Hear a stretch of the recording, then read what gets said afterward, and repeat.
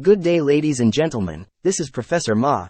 On the 3rd of August 2023, leader of the opposition Pritam Singh questioned why the government required the inclusion of a correction direction on both the main page of the site Asia Sentinel and on the article page which contained the false statements, as this seemed like an overreach.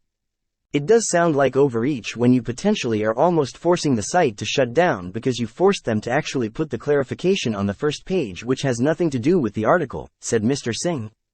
Mr Singh added that he was not just concerned about Asia Sentinel, but more of the approach of the government when it comes to requesting publications to put up correction notices.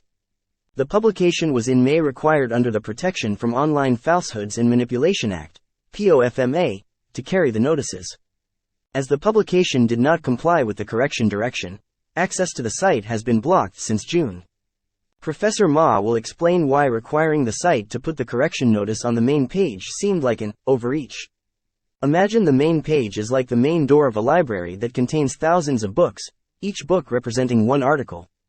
While the fault was with only one book out of the thousands of books in the library, the correction direction required the library to put the notice prominently on its main door.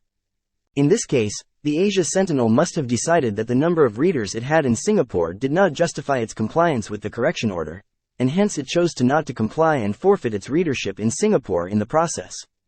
Senior Minister of State for Communications and Information Janil Puthucheary said that when a correction direction is issued by the Ministry of Communications and Information, it will specify the form and manner in which a correction notice is to be published, with the intention of having the correction notice reach at least as large a readership as the original falsehood.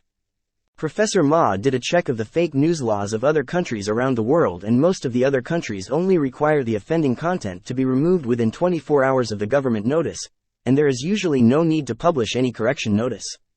In other words, by insisting on the correction notice being published, Singapore is one of the few countries which requires actions that can potentially affect the reputation of the publication even after removal of the offending article.